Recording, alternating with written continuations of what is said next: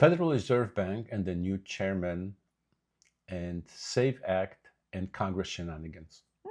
Love Congress shenanigans. A decision by a Minnesota federal judge that's actually good. And America's Next Top Model. Welcome to DownSampled News.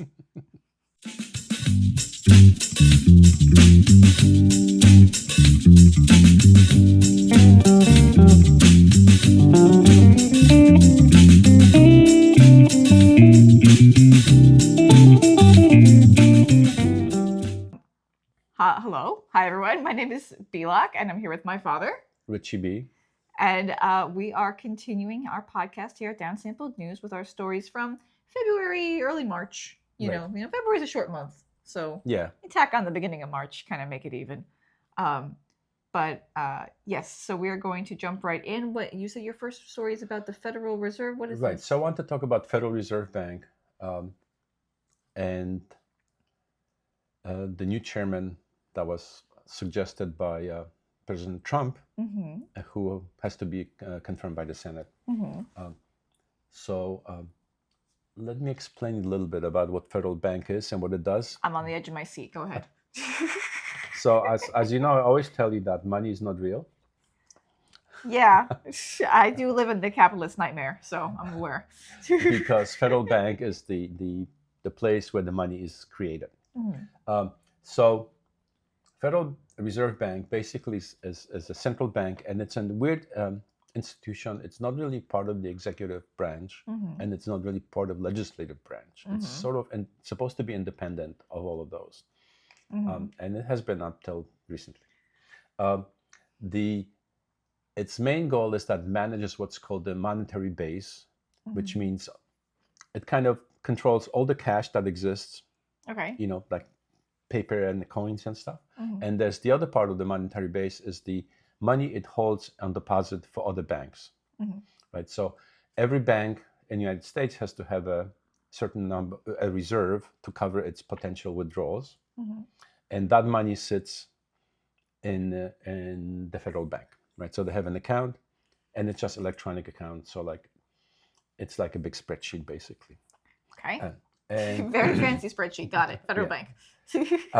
And basically, the thing that Federal Reserve Bank does, it kind of manages these accounts. So what happens is the bank can issue loans, but the loans can be more than the reserve.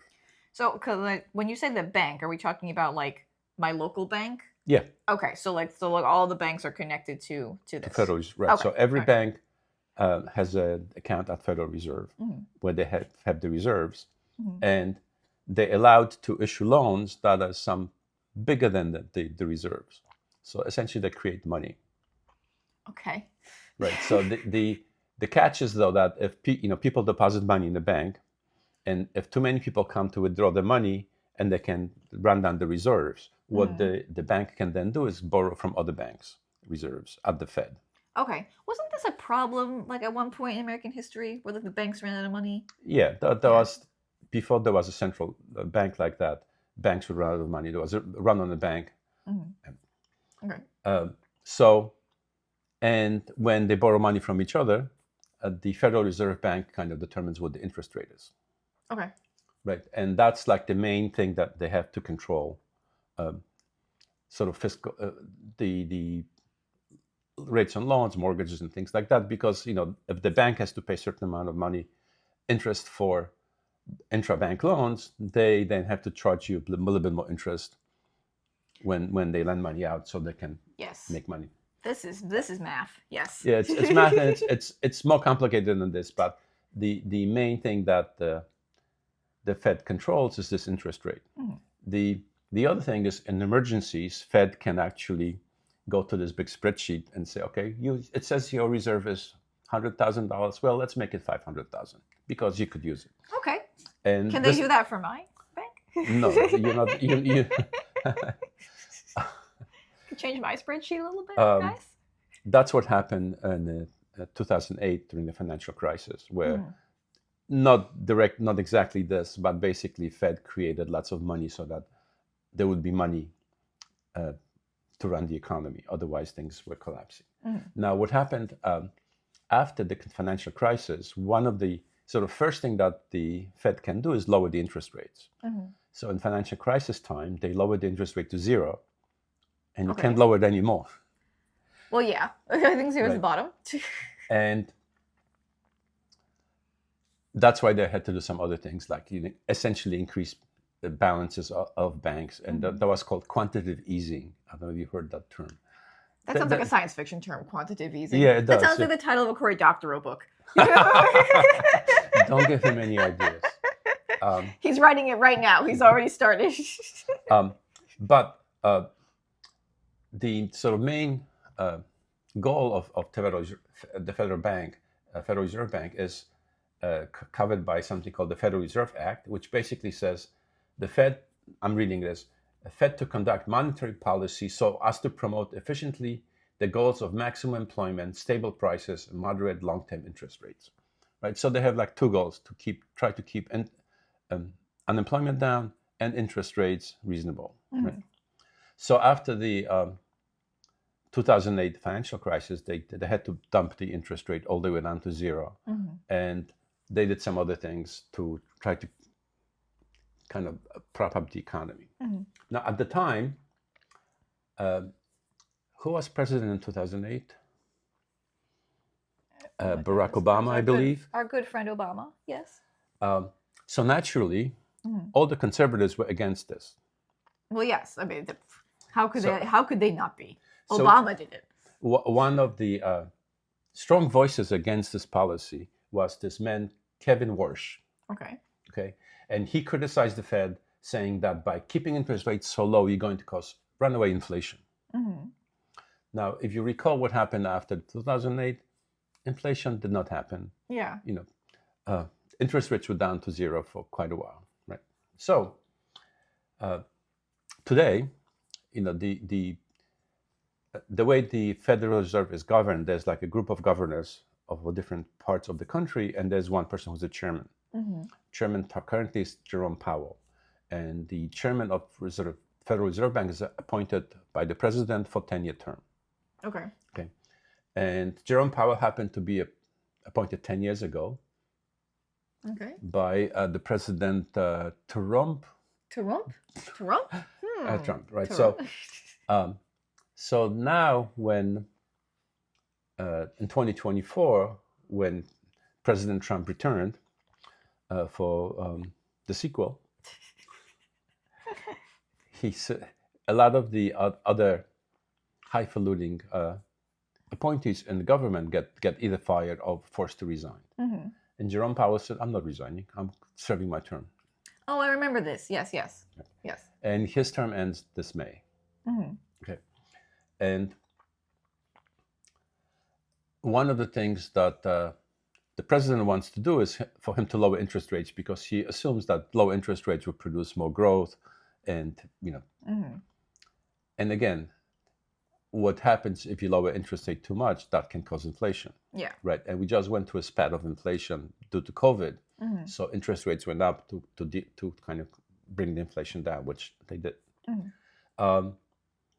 And guess who's criticizing the Fed for keeping interest rates too high? I can't. I feel like maybe it's someone we heard of before. Right. So this man, Kevin Warsh, is criticizing the Fed today for keeping the interest rates too high. So back in 2008, he criticized it for being too low. Right. And now he's saying these interest rates are too damn high. That's right. And basically, it sort of depends on who's in the White House, which party controls the White House. So, but he's the man that President Trump nominated to be the next chairman of the Federal Reserve. Great. And there's other things you could say about him. He's not entirely qualified to be in this position. What? Are you saying Trump would nominate someone not entirely qualified for their position? I am shocked at that. What an accusation. The sort of the silver lining of this is that the Fed, the way Fed decides on interest rates, there's a group of people who vote on it, right? So there's all the all the people that control different regions, and then chairman is the chairman, but he cannot override the vote if the other people vote against him. So there's some control. Some balances there. I don't know if you remember, there's actually President Trump tried to fire there was a black woman, Lisa Cook, I believe. He tried to fire her as one of those members of the Federal Reserve Board because she falsified her mortgage records.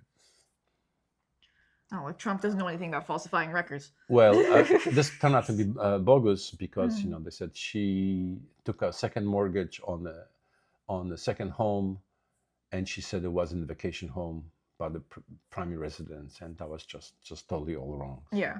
So that whole thing, and she said, "I'm not leaving. I'm not, Right, I remember this. Yes. So meanwhile, right. So, but Trump still doesn't like Jerome Powell. So they came up with a criminal investigation into Jerome Powell. Love that. Apparently, there's renovations happening to the building where Federal Reserve offices are in Washington, D.C. And Trump claims there were overruns, cost overruns. And that when Powell was asked by Congress about it, because the chairman of the Federal Reserve often testifies before Congress, he lied about the amount of money. And that's why he wants him investigate criminally.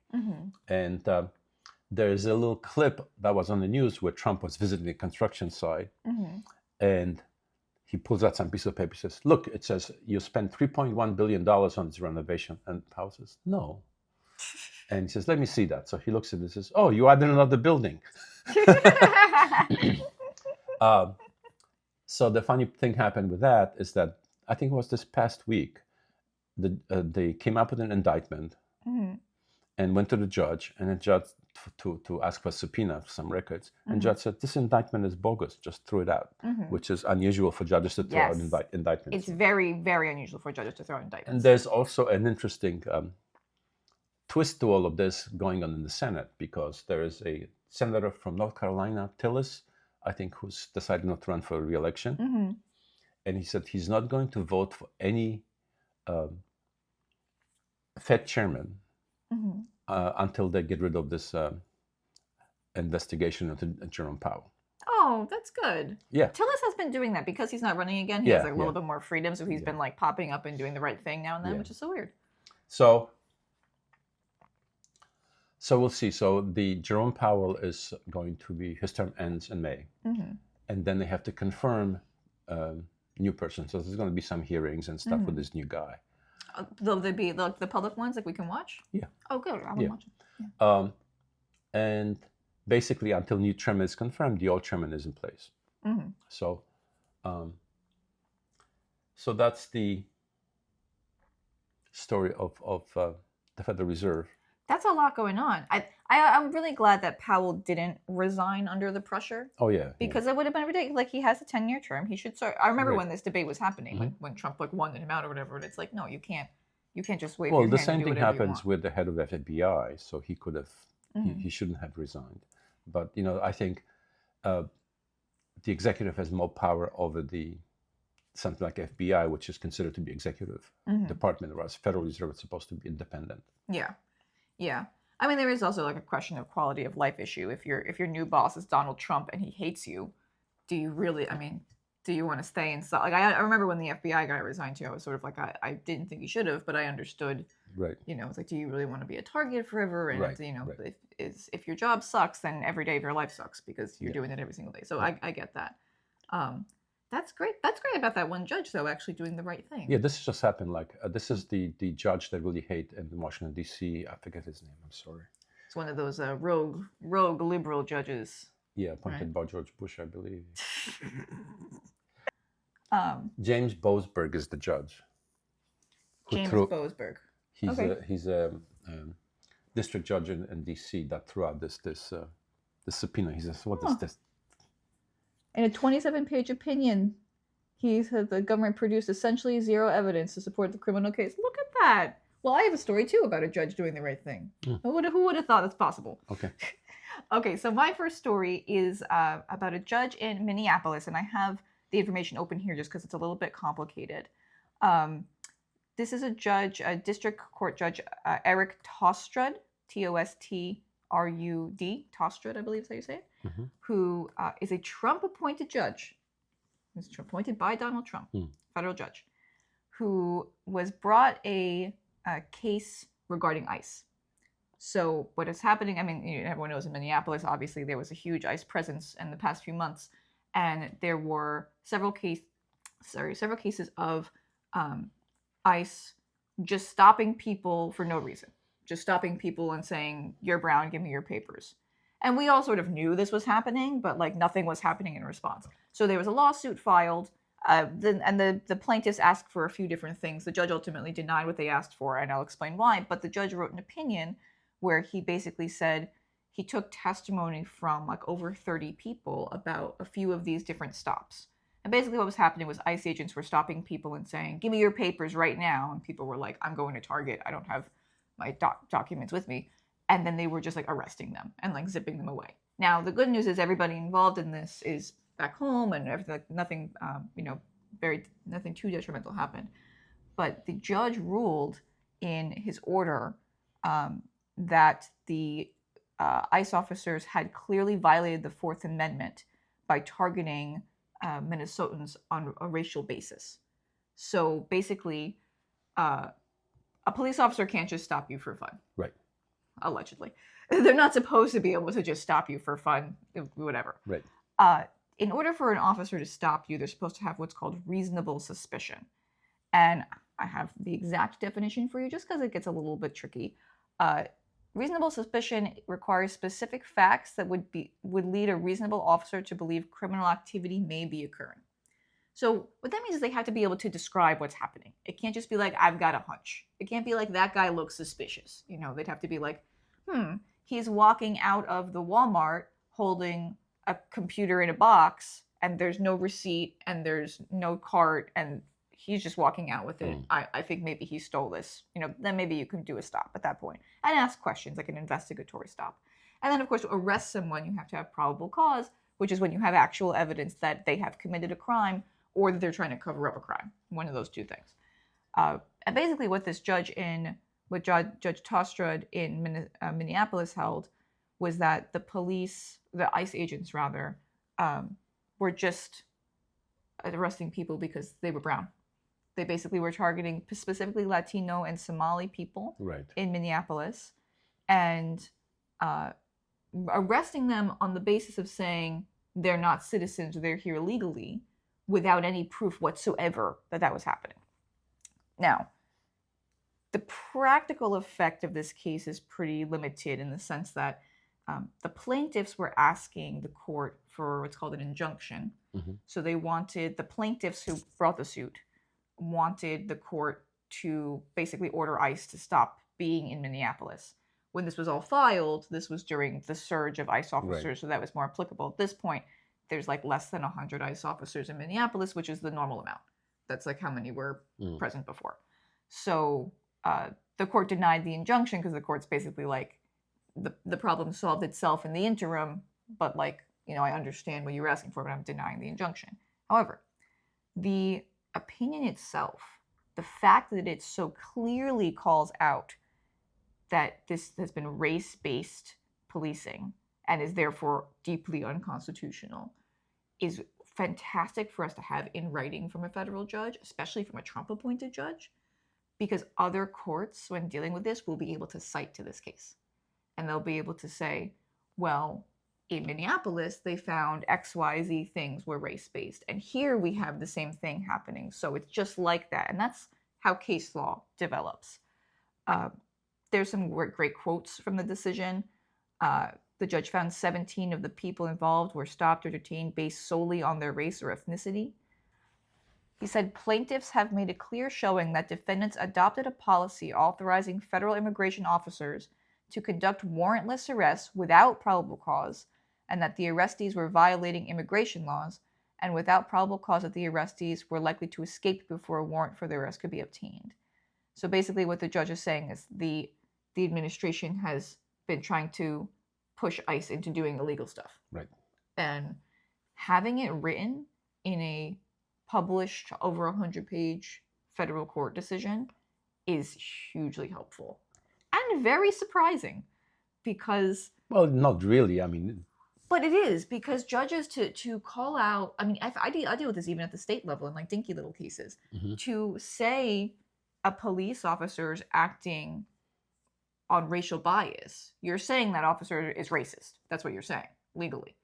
And once a court makes that finding about an officer, generally that follows them forever, as it should. So courts are very hesitant to make that finding. It's very... I've never even seen it in a state case that I've encountered myself or colleagues of mine. But it's even hard to get courts to find that officers are not credible. You can prove to the court that the officer lied about something, and even then the court won't find a lack of credibility. They'll find some way around it. So it's a big deal, and I'm very proud of Judge Tostrud. And if you see, because I tried looking this case up, and I think it was like the Fox News website had it like mentioned this, but did not mention Tostrud was a Trump appointee. Oh. So if anybody's like, these liberal judges are these crazy wackos, nope, this one's a Trump appointee. Well, so I have a question. Wasn't there a case that went all the way to the Supreme Court that said it's okay to stop people because they're Latino or something? That's called the Kavanaugh stop because the... Yes, that just happened recently. I didn't get to read it, so Okay. I don't know. Do you know more about it? I don't know that much about it. I know that the justices did say, like, go ahead and stop people because they're brown, basically. Right. So Yeah. how will this play with that? Do you know? I would have to read that decision more closely, but basically the way what Tostrud is applying, Judge Tostrud is applying, is correct. He's applying very well-established Fourth Amendment law. Right. Our reasonable suspicion, probable cause has been with us since the founding of the country. So, and I actually think it might have come originally from like common law in England, but we've had that for a very, very long time. So Tostrud's applying it correctly. There isn't, from what I've seen in his decision, there isn't a mention of that other case. I'm just not, I would just have to read. Okay. I never actually sat down and read that case. Oh no. I'm so sorry, dear viewers. I don't know that one as well. Okay. But if you do, comment, let me know, because we should know it. Then maybe there will be some interaction. I don't know that this case in Minneapolis goes anywhere else because, like I said, ultimately the court denied the injunction. So there's so the government won in the sense that the injunction wasn't granted against them. Right. So I'm not sure there's anything for them to appeal. Like there's nothing like practical to go up. But it's the language in the decision that is very, very useful. So we love to see it. Yay. So my next story is about the SAVE Act, and it's mostly dead, which is good news. Can't save the SAVE Act? We hope. So SAVE Act... So I got one joke. That's my job. SAVE Act is a bill that so far passed the House, which its intention is to make voting more secure. Yeah, because voting is really unsecure. Because to prevent non-citizens from voting, and I don't know if you know the statistics, but in the last about 30 years, you know how many non-citizens voted? Like none? Like 3. We must stop them. This wave of crime. So let me just tell you a little bit about what this bill has. The intention is really try to eliminate people from voting, and Republicans hope that this would eliminate more Democrats than Republicans. It's not clear that would happen, but still, it's still pretty bad. Yeah. So basically, it requires that you prove that you're a citizen to vote. How can you prove your citizenship? Well, this would be, you have to prove citizenship to register to vote. Okay. So I think this might force everyone to re-register. So the one proof they allow is passport. Okay. So if you have a passport, that would work. The problem is that only about 50% of eligible voters have passports, and passport costs money. So that sounds like a poll tax to me.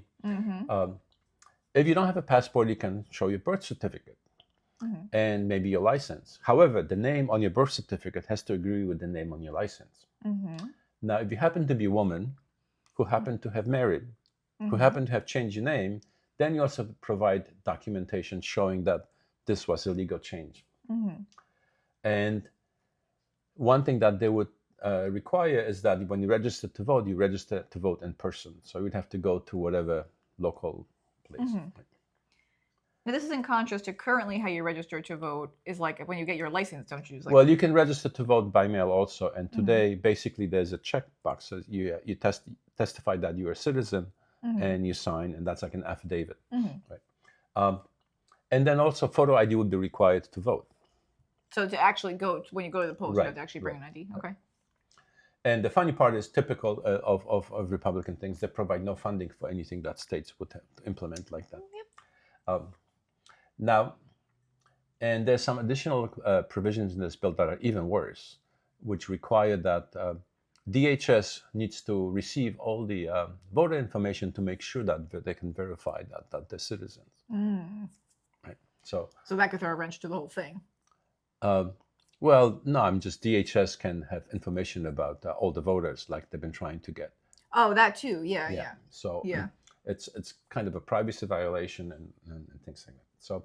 So anyway, the bill passed the House. All Republicans voted for it, Democrats didn't. But in the Senate, it's mostly dead, right? Because there are a couple of things. It's filibuster, right? You need 60 votes to overcome a filibuster, right? To basically proceed with the bill. And Democrats are not going to vote for it, so there's no way. So the bill was mostly dead, and you were very happy. But then Trump stepped in. He said, I am not going to sign any other bill until the SAVE Act passes and it's put on my desk. Okay. So I know that's not a bad trade. So shenanigans happening in the Senate. So there's some people in the Senate, a couple of Republican senators, who want to, the old style filibuster was, the filibuster basically means you want to end debate on the bill. So you have to get 60 people to vote to end the debate on the bill. And in the past, you actually had to debate. You had to stand there and speak. Yeah. Well, then Cory Booker did something. Yeah, but I mean that wasn't a real filibuster. Yeah. So basically, they said some of the Republicans saying, why don't we just insist that for this particular bill we have to have talking filibuster? So I saw a meme actually who said, okay, if Democrats have to filibuster this bill, why don't they read the Epstein files into the record? Yes, that would be great. Oh my God, that would be so cool. Can we do that? But in order to change the filibuster rule, you had to have a vote and you had to have majority, I believe. And I don't think John Thune, who's the Senate majority leader, he doesn't think there's enough Republicans to vote for that. Because they realize that now you're a majority, but then some other time you will not be in the majority. Yeah. And turns out Democrats tried to do something similar. There was a voting act that was passed by the House in 2022, I believe, named after John Lewis, if you remember. Yeah. And in the Senate, it died in the Senate because, for the same reason. They could not get past the filibuster, and there was lots of pressure on the Democrats to modify filibuster rules, and they didn't. So that's kind of the state of this bill. Now, the fact that Trump said he's not going to sign anything else until this passes, it's making things more interesting. So turns out, remember Elizabeth Warren? I do, in fact, remember Elizabeth. So Elizabeth Warren got together with some Republicans and got a bill to improve housing stuff. And it's really progressive housing bill that passed the Senate with like 89 votes. Oh, wow. And now it's going to go to the House. And this is talk about affordability, help people buy houses and stuff. And Trump started speaking against this so that Mike Johnson probably will not bring this up in the House. So this just gives ammunition for the midterms. So we'll see what happens, but I think the SAVE Act is pretty much dead at this point. Well, can we talk a little about the details of the SAVE Act? Because the things they're requiring, I mean, this should never pass. This is completely illegal. I completely agree. It's poll tax type of stuff, and et cetera. Also, we don't have a problem in this country of people pretending to be citizens to vote. Right. I wish we had, like Australia, I wish we had compulsory voting to make people vote. Even if you want to vote neutral or whatever, like not enough of our citizenship actually votes. So a few things. The passport thing. If you look at like liberals versus conservatives, liberals have more passports because they travel more.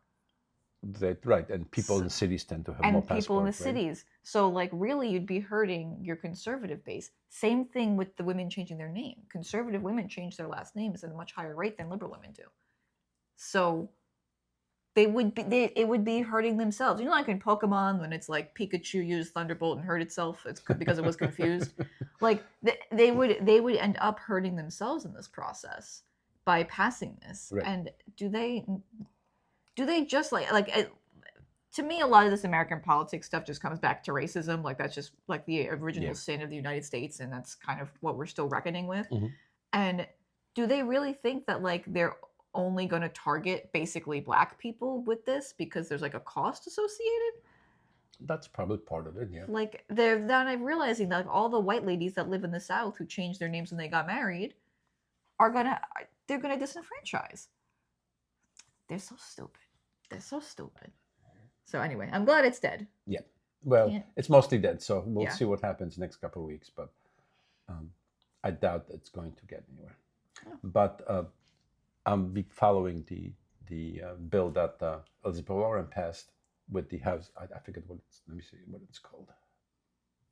I mean, it's amazing that it passed with 89 votes. Yeah. Because there's some stuff there on regulation of private equity buying homes and using them as profit kind of thing. All right, it's HR 6644, but I don't know that it has a fancy name. To increase the supply of housing in America and for other purposes. So, anyway. Look at them doing a bill. Look at them. It's fantastic. It's only 300 pages. That's pretty short for a bill in the Senate, gonna be honest. My second story is a very serious topic about America's Next Top Model. I know this is an issue that is near and dear to your heart, so I thought I'd bring it to the show. Okay. Have you ever seen America's Next Top Model? No. God bless. So there recently was a documentary released on Netflix a few weeks ago, 3 parts, which is really, I think, worth watching, even if you haven't seen the show, because it's a really interesting look behind the scenes of one of the first real reality TV shows.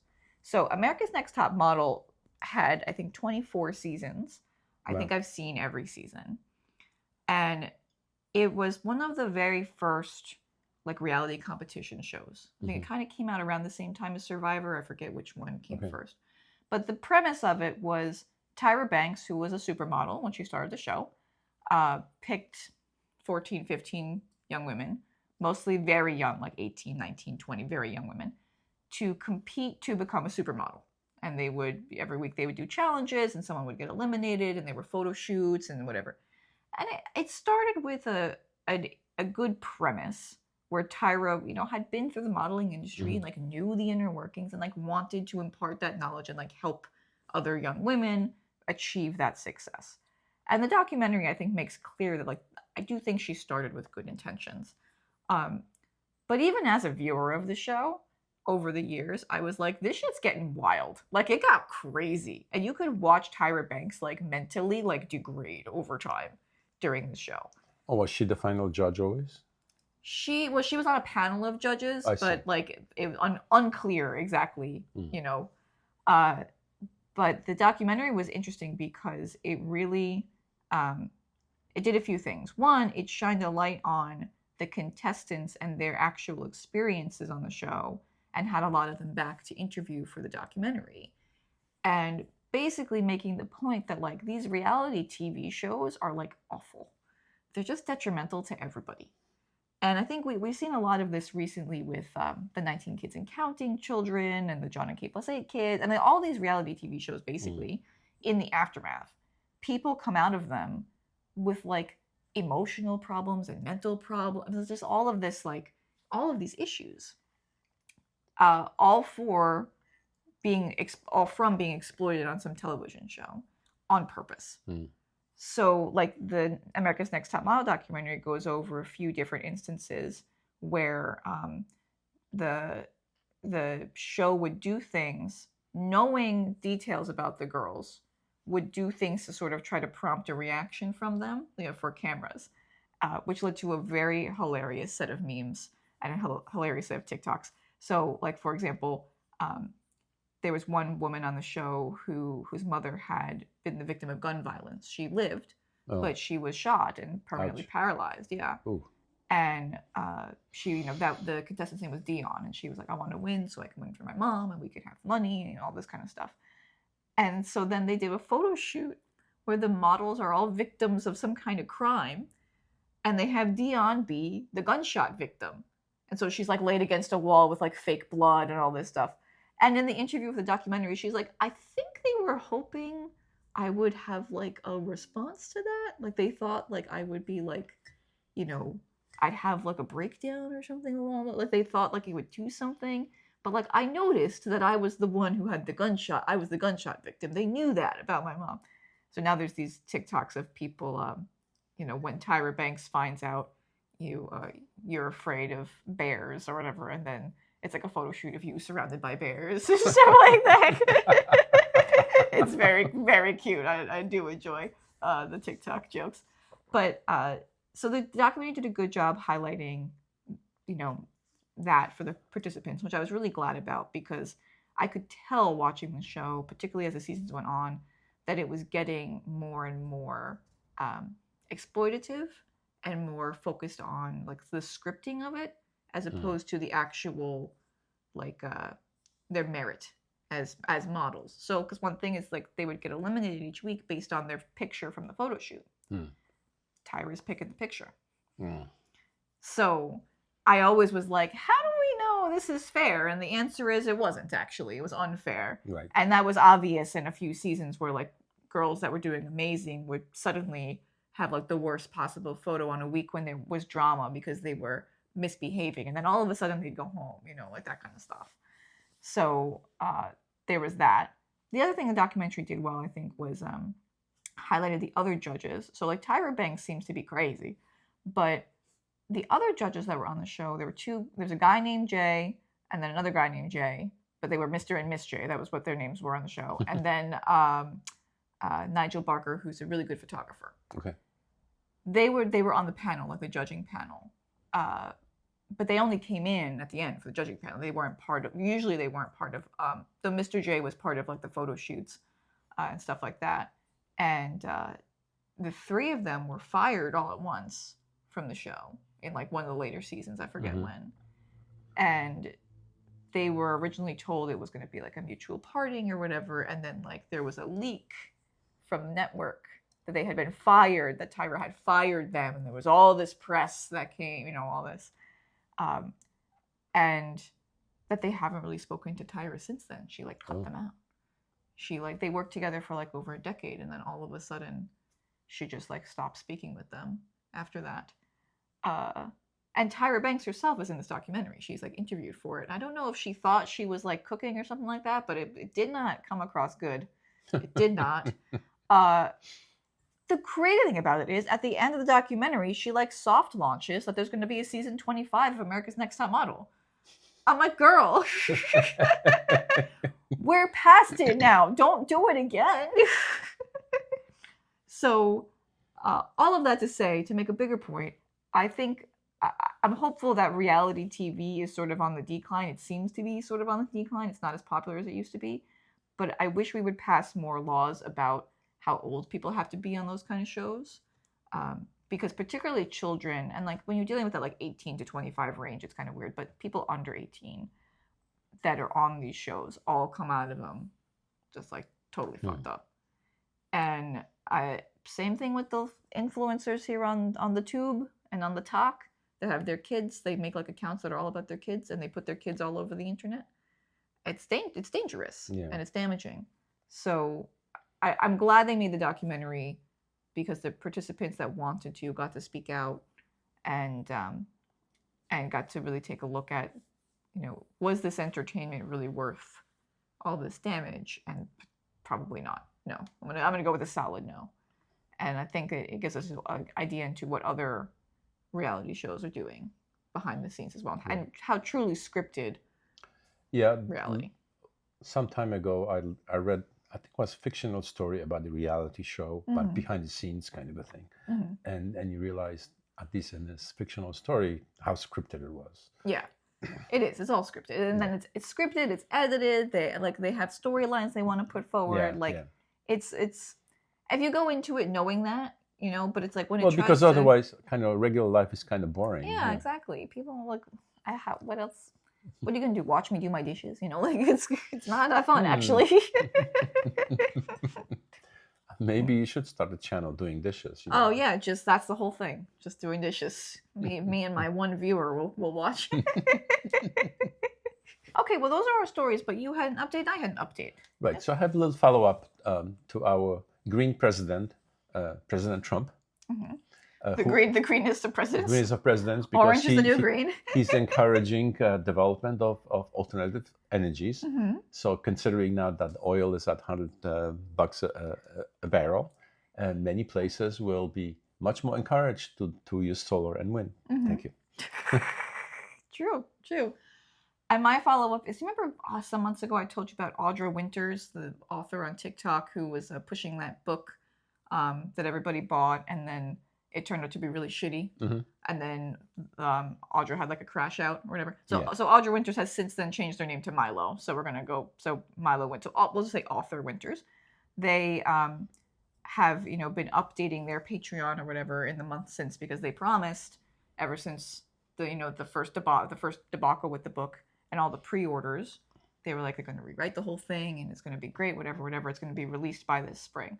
So just a week or so ago, their team released a statement saying, just kidding. It's not coming by this spring. And in fact, it's probably not coming at all. If you would like a refund, you can reach out. So was it a grift? Yes, it was in fact a grift. And I think they would have been successful grifting if it hadn't been that the book blew up so much. If they had done a little grift, if they had sold like 500, and it was a little grift. You sell 500 pre-orders, your 500-ish read, of 500, 400 people actually read it. They don't really like it. It disappears into the wind. But the problem was that they picked up so much steam and got like millions and millions of views and stuff that then we realized, oh, are you a scam artist? Yes, you are. So that was my little update. Okay. But that is our show for today. Right. Thank you for joining us at DownSampled News. And we'll see you next time. See you next time. Bye.